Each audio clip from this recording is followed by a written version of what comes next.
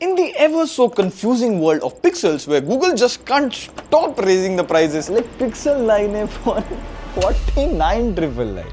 What do we Pixel fans wait for?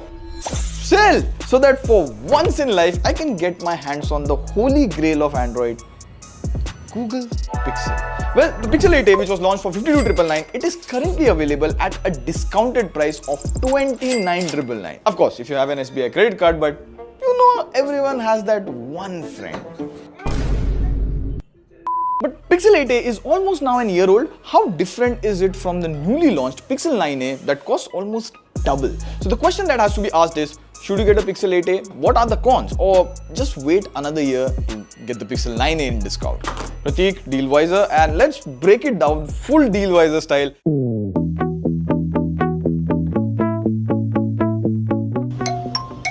Pixel camera, bro. Pixel cam. Snapdragon Pixel. Pixel. Why do they still call it iPhone? Every phone has internet now. Pixels are on sale.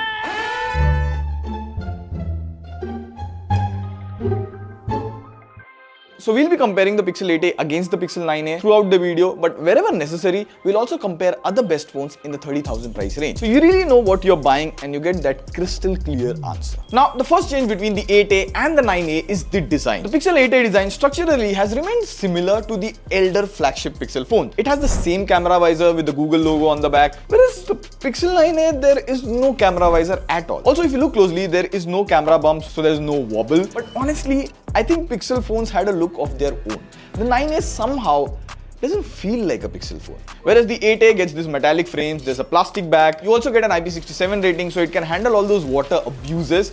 Pixel 8a still gets that wireless charging, it's slow at 7.5 watt but it's there. And other than that, when you hold both the Pixels in hand, the 8a feels heavier than the Pixel 9a, but in reality the difference between the two is just 2 to 3 grams. So overall, for a 30,000 price tag, I feel the Pixel 8a still feels like a premium phone. The design is still unique and relevant in 2025 as well. But the moment you flip the phone front side, it feels as disappointing as Thala's performance in the IPL. The Pixel 8a has these huge bezels and it is no different than the latest Pixel 9a. Like, what year are we in? 2018? Other than that, specs wise, the displays in the Pixel 8a and 9a are not much different other than Pixel 9a being brighter and bigger. If you see the home screen on both the phones, the Pixel 9a looks brighter, but here's a weird thing. The same movie on Netflix is playing on both the phones. The brightness is set to full, but there's no difference at all. Both of them look equally bright. Rest, even outdoors, the Pixel 8a display is bright enough. It's very compact, handy. So in display, there's not much difference between both the pixels. But here's where it differs a bit is software. The Pixel 8a was launched with Android 14 and currently it is running on the latest Android 15. And just like iPhone, Pixels also keep the software features and experience same as their elder flagship brothers. Now we compare the software in all smartphones, flagship versus budget phone. You can check out that video over here. Now back to the Pixel 8a. If you go into Google Photos, both phones have Magic Editor with the same features. Next, in Gemini, you get Gemini Live on both the phones. So let's say you're studying for your DS exam and you're really confused scrolling through YouTube. Just on the YouTube video itself, summon Gemini and you can choose to talk to Gemini about the YouTube video. Now all you need to do is, what analogy is the presenter using to explain linked list? Part about linked lists starts at 5 minutes and 53 seconds into the video. So if you like this analogy, it has even told you the timestamp where you can jump directly to understand linked list. So people prepping for the DS exam, you're welcome. Actually, that's the impressive thing about Google Pixel software. Or is it? Here's the thing. People bought Pixel phones for the Pixel experience or Pixel features. But currently with AI and everything rolling out, these Gemini or Google Photos feature are not just unique to the Pixel. You get it on Motorola, Xiaomi, CMF. Heck, they come first on Samsung now. So there's no extra software advantage now when it comes to the Pixel phones. Also, Pixel 8a comes with 7 years of security updates and 7 years of software updates. That's quite a lot. So just put it into perspective, this Pixel 8a has already got one update. So you should get Android updates up until Android 21 or Android 22. Way more. You might not be on Android until then. Another segment where I feel the Pixel 8a is average is battery. The Pixel 8a comes with a 4492 mAh battery, whereas the Pixel 9a has a slightly larger. In fact, Pixel 9a has the highest battery in any Pixel. And on a single charge, in my medium level of usage of watching content, scrolling reels, playing games and all of that, the Pixel 8a lasted me a day. And on a very heavy usage, I need to charge it by evening. And for charging, Ladies and gentlemen, the Pixel 8a supports super fast charging at 18 watts. So the charging speeds from 2025 perspective are too slow. It takes about an hour and 20 minutes to top up the phone to 100%. Like brands have already made 60-65 watts standard at this price range. And to add to that, the heating issues of the Pixel 8a, battery life and charging are very average. And now comes the part that we've gotten tired and most of the current Pixel users ignore: performance. From the hardware point of view, other than the processor, there is not much of a difference between the Pixel 8a and the latest Pixel 9a. We ran the Antutu benchmark. Now, while the Pixel 9a scores higher than the Pixel 8a, the difference in performance improvement is a grand total of 7.6%. Now, if you compare the Antutu scores of the Pixel 8a with the H60 Pro, which also costs 30,000, the Pixel 8a just makes it there by a margin. We also ran the CPU throttling app here. The graph here is as bad as that one friend's fitness journey. Started strong and ended in biryani.